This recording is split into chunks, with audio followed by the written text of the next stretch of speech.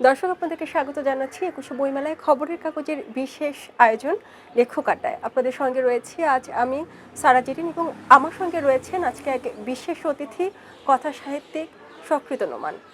বইমেলা এবং বইয়ের লেখালেখির নানান বিষয় নিয়ে তার সঙ্গে কথা বলবো। চলুন, কেমন আছেন? ভালো আছি, আপনি ভালো আছেন? আলহামদুলিল্লাহ। অনেক বছর ধরে বইমেলা দেখছেন, এবারের বইমেলা একটু ভিন্ন সময়ে, রমজানের বইমেলা এবার কেমন দেখছেন? বইমেলা মোটেই ভালো না। এরকম খারাপ বইমেলা আমরা দেখেছি এর আগে। আচ্ছা। কোভিডের যে বছর কোভিড হলো, এপ্রিলে বইমেলা হয়েছিল। তীব্র গরম, মানুষের নাভিশ্বাস, মানুষ বইমেলা আসতে পারতো না। যা কিছু মানুষ আসতো তারা মেলার সন্ধ্যার পরে আসতো অল্প কিছু মানুষ। তারপরে আমরা এবারের বইমেলা দেখছি। এবারের বইমেলা হচ্ছে সব কিছু অনিশ্চয়তার মধ্যে ছিল। ১.৫ বছরের একটা শাসন, সেটা নির্বাচিত সরকারের শাসন ছিল না, ফলে পুরো দেশটা একটা অনিশ্চয়তার মধ্যে ছিল। ১২ তারিখে নির্বাচিত সরকার ক্ষমতায় এসেছে, ১২ তারিখে নির্বাচনটাকে আদৌ হবে না ইত্যাদি নানা সংশয় ছিল, আপনারা সবাই জানেন, আপনি জানেন। ফলে বইমেলাও সেই সংশয়ের মধ্যে পড়ে গেছে। বইমেলা তো রাষ্ট্রের বাইরে কোনো সংস্থা নয়, কোনো অনুষ্ঠান নয় বা উৎসব নয়, রাষ্ট্রের একটা উৎসব। তো এই কারণে বইমেলাটা আসলে প্রকাশকদেরও প্রস্তুতি ছিল না, লেখকদেরও প্রস্তুতি ছিল না। বাংলা একাডেমি প্রস্তুত ছিল, কিন্তু বাংলা একাডেমি প্রস্তুতি থাকলে কী হবে, কাকে নিয়ে সে বইমেলাটা করবো। এই কারণে বইমেলাটার যে প্রাণ, যে জাতীয় উৎসব, বইমেলার যে সংস্কৃতি, ওটা ঠিক জমে উঠেছে বলে আমি দেখছি না এখনো পর্যন্ত। তারপরেও আমরা আশাবাদী থাকতে চাই, লেখকদেরকে আশাবাদী থাকতে হয়। হয়তো শেষের দিনগুলোতে বইমেলা ঠিক জমে উঠবে, পাঠকরা আসবে, বই কিনবে, প্রকাশকরা লাভবান হবে, এই আশা। লেখালেখি, সাহিত্য চর্চা, গল্প, কবিতা, উপন্যাস এগুলো অনেকটা মনের খোরাক। আমরা পড়িও কিন্তু মনের তৃপ্তির জন্য। তো অনেকেই এখনকার সময়ে দাবি করে থাকেন যে বর্তমান সময়ে যে লেখকরা রয়েছেন তারা বাণিজ্যিক কথা চিন্তা করে বই লিখেন। বই শেষ পর্যন্ত একটি বাণিজ্যিক পণ্য, তবে সেটা লেখকের কাছে নয়, সেটা প্রকাশকের কাছে এবং ভোক্তা শ্রেণীর কাছে। যে বই যদি বাণিজ্যিক পণ্য না হয় তাহলে বইমেলা কেন? বইমেলা তো আপনি বইটাকে একটি পণ্য হিসেবেই বাজারজাত করার জন্য মেলা করছেন এবং পাঠকদেরকে বলছেন, তোমরা দেখো আমি এই বইটা করেছি, মোস্তফা কামালের রুবির কালো চশমা কিংবা নন্দিনী তুমি কোথায়, এই বইটা তোমরা কেন। এই কারণে কিন্তু বইমেলাটা করা। এখন কিন্তু লেখকের কাছে বইমেলাটা, বইটা ঠিক পণ্য না। মোস্তফা কামাল কিংবা অন্য কোনো লেখক কিংবা আমি দাবি করতে পারেন না তিনি পণ্য হিসেবে লেখা এই বইটাকে প্রস্তুত করেছেন। তার কাছে এটা একটি আনন্দ, শৈল্পিক আনন্দ, যে আনন্দ তিনি হয়তো সাংবাদিকতা করে পান না কিংবা আমি অন্য কোনো কাজ করে পাই না। আমার আনন্দটা লেখার টেবিলে বসে শব্দ সৃষ্টি করা, শব্দ দিয়ে একটি শৈল্পিক ঘর নির্মাণ করা, যে আনন্দটা আমি পাই, সে আনন্দটা কোনো পণ্যের সঙ্গে তুলনা করা যায় না। এখন এটা লেখকের ব্যাপার, লেখক কি পাঠক রুচির সঙ্গে আপোষ করে বাণিজ্যিক হয়ে উঠবেন, নাকি তিনি শিল্পের জন্য শিল্প রচনা করবেন।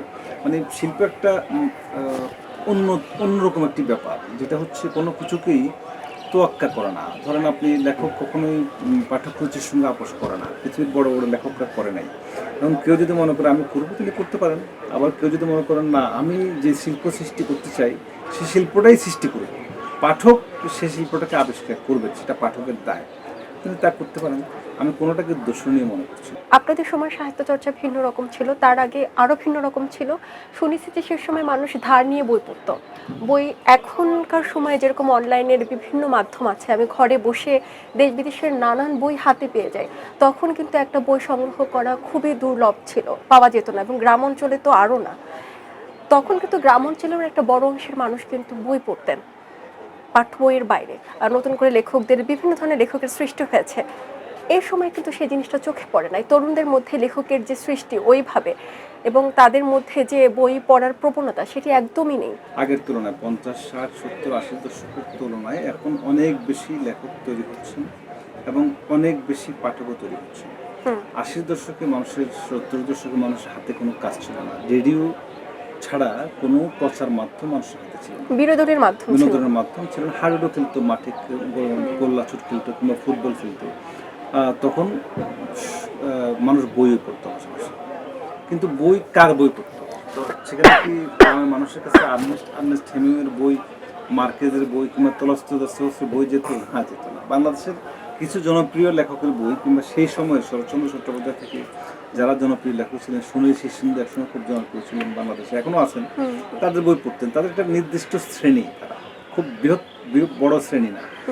তো এখন তখন বই বের হতো বড় জোর সারা বছরে 500 বই, 500 খুব কঠিন, 500 বই বের হতো না। এখন বই বের হচ্ছে কমসে কম 5 থেকে 6,000। তার মানে বইয়ের সংখ্যা বেড়েছে। আর আপনি বলতে পারেন বইয়ের মান বেড়েছে কিনা, সেটা আলাদা প্রশ্ন। আমি বলছি বইয়ের সংখ্যা বেড়েছে।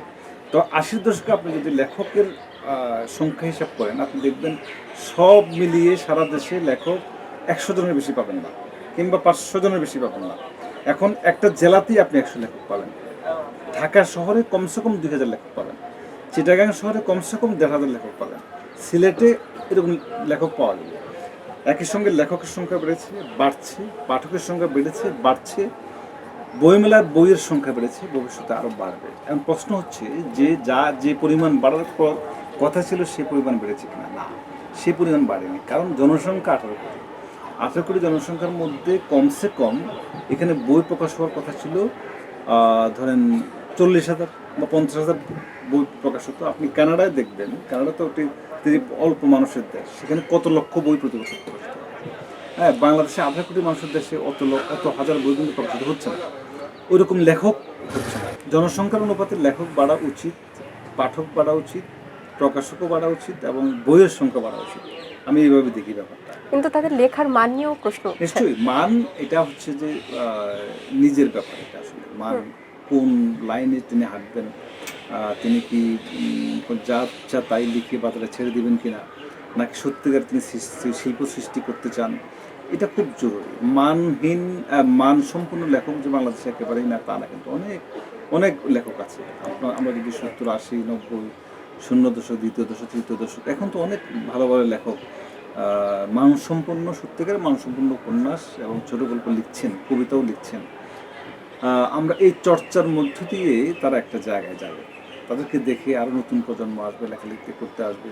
হ্যাঁ, এটা সত্য যে প্রযুক্তির কারণে একটা বড় ইফেক্ট পড়েছে, কিন্তু মানুষ তো শেষ পর্যন্ত তার মূলের কাছেই ফিরে যায়। আপনি যখন এই দেশে প্রথম বার্গার, পিৎজা এলো, তখন সবাই খাচ্ছে, সব ফাস্ট ফুড খেয়ে সব অসুস্থ হয়ে যাচ্ছে। তখন তারা যখন বুঝলো যে আসলে আমাদের মূলটা হচ্ছে ভাত এবং পান্তা ভাত এবং আলু ভর্তা এবং দেশীয় পদ্ধতিতে যে রান্না করা তরকারি ভাত খাওয়া, তখন তার কাছে সে ফিরে যায়। একটা সময় মানুষ এইসব প্রাযুক্তিক অস্থিরতা ত্যাগ করে সে বইয়ের কাছে ফিরে যাবে, কারণ বইটা মৌলিক, এই বইটাকে পরিবর্তন করা যায় না, এই বইয়ে কোনো বিলুপ্তি ঘটানো যায় না। আপনি কিন্তু ইন্টারনেটে যে কোনো কিছু মুছে দিতে পারবেন, একটা পিডিএফ বই সাইট থেকে আউট করে দেওয়া সম্ভব। সাহিত্যের সোনালী সময়টা অনেক আগে পেরিয়ে গেছে, এটা কি আপনি বলবেন না? এখন একটা বাংলা সাহিত্যের সংকটের মধ্যে আমরা আছি কিনা। এটা কেন বলছি, যে আপনি দেখবেন যে বই মেলায় বই বিক্রি কাদের বেশি হচ্ছে, আমরা কোন লেখকদের নাম আসলে আমাদের মুখে মুখে আমরা চিনি কয়জনকে। তরুণ সময়ের কিন্তু নাম করা বা ওইভাবে যে চিনি আমরা, তেমন কোনো লেখক কিন্তু সৃষ্টি হয়নি, সব আগেকার সময় লেখক। এবং তাদের যে লেখার মান, তাদের যে সাহিত্য চর্চার যে ধরন, সেটা কিন্তু আসলেই খুব দারুণ কিছু ছিল। এখন কিন্তু সেটা নাই। তাহলে এখন আমরা কি বাংলা সাহিত্যের একটা সংকটের সময়ের মধ্যে দিয়ে যাচ্ছে কিনা? এটা আপনি এখন এই প্রশ্নটা, এটা সত্য যে আমরা কোন মানের মধ্যে দিয়ে যাচ্ছি, এটা কোনো সন্দেহ নাই। দ্বিতীয় সৈয়দ শামসুল হক আমাদের মধ্যে তৈরি হচ্ছে না। তারা বহু সময় ধরে একদম টপে রয়েছেন, নেতৃত্ব দিয়েছেন। একজন হুমায়ুন আজাদ সৃষ্টি হচ্ছে না, হুমায়ুন আহমেদ সৃষ্টি হচ্ছে না আমাদের এখানে জনপ্রিয়তা। এটা সত্য, মানে এই সংকট কোনোভাবে আমরা কাটিয়ে উঠতে পারছি না। প্রত্যেক জাতির মধ্যে সবসময় তো আর জনপ্রিয় লেখক আসে না, মহিরুহ আসে না, কখনো কখনো তারা আসে।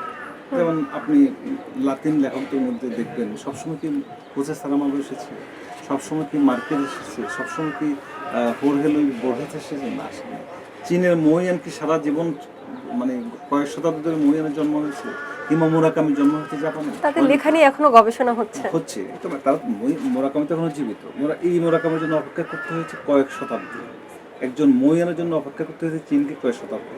আমাদের হুমায়ুন আহমেদ সবচেয়ে জনপ্রিয়, তো হুমায়ুন আহমেদের জন্য আমাদের অনেকগুলো সময় অপেক্ষা করতে হয়েছে, কিন্তু সৈয়দ শামসুলের জন্য অনেকগুলো সময় আমাদের এখানে অপেক্ষা করতে হয়েছে। আমরা অপেক্ষা করতে পারি যে একজন মহান লেখক আমাদের এখানে আসবেন, তিনি আবার একটি ঝাঁকি দেবেন, আবার নতুন পাঠক সৃষ্টি করবেন, আবার সাহিত্যের বাঁক তিনি বদল করে দেবেন। এই আশা ব্যক্ত করা ছাড়া আসলে আমাদের কিছু করার নাই, কারণ লেখককে সৃষ্টি করা যায় না, লেখক নিজেকে সৃষ্টি করেন। রাষ্ট্র চাইলে তাকে সৃষ্টি করতে পারবে না। হ্যাঁ, কিছু উদ্যোগ রাষ্ট্র নিতে পারে, যে তোমরা এই করো, সেই করো, এটা করো, এটা করো, আমরা এই পলিসি নিতে পারি, এই পলিসি গ্রহণ করতে পারি। লেখালেখি এমন একটা ব্যাপার, লেখককে কিন্তু কেউ বলে না যে তুমি লেখো, লিখতে হবে। আপনাকে কেউ বলবে না, আমাকে কেউ বলছে না আমি না লিখলে আজকে আমার পেটে ভাত জুটবে না বা বাড়ি ভাড়া হবে না, ব্যাপারটা কিন্তু এমন না। অন্তরের বিষয়। হ্যাঁ, এটা সম্পূর্ণ অলৌকিক তাড়না, একটা বহির্জাগতিক তাড়না থেকে আমার কাছে লেখার আসছে, ডাক আসছে, তুমি এখন লিখতে বসো, তোমাকে লিখতে হবে এখন। এই তাড়না নিশ্চয়ই আরও অসংখ্য তরুণের মধ্যে আসবে, অসংখ্য মানুষের মধ্যে আসবে, তাদের মধ্য থেকে কোনো একজন বড় লেখক নিশ্চয়ই বেরিয়ে আসবে বলে আমি মনে করি। আমরা সেই সোনালী সময়ের অপেক্ষায় করছি। লেখক হিসেবে বইমেলায় পাঠকদেরকে আহ্বান করার জন্য কিছু বলেন। বইমেলা পাঠকরা আসুক, যতই দুর্বিপাক হোক, যতই আমরা অস্থির সময় যাক না কেন, পাঠক যদি বইমেলা আসে, বইমেলার আরও অন্তত 8-10 দিন তো আছেই, তারা যদি আসেন, বই কেনেন, তাহলে বইমেলা জমে উঠবে। প্রকাশকদের মধ্যে যে হতাশা, লেখকদের মধ্যে যে হতাশা, এটা নিশ্চয়ই কেটে যাবে বলে আমরা মনে করি আপনাদের উপস্থিতির মধ্য দিয়ে। আপনারা আসুন, বইমেলাকে জমে তুলুন। এটা আমাদের একটি উৎসব, আমাদের সাংস্কৃতিক ঐতিহ্য, একে টিকিয়ে রাখা এবং কে জমিয়ে রাখার দায়িত্ব আমাদের। আমাদের সঙ্গে যুক্ত থাকার জন্য আপনাকে অসংখ্য ধন্যবাদ। দর্শক, খবরের কাগজের লেখক আড্ডা আজ এখানেই শেষ করছি। বইমেলার নানান খবর পেতে খবরের কাগজে চোখ রাখুন। খোদা হাফেজ। খবরের কাগজ, নিখাত, নির্ভীক, নিরপেক্ষ।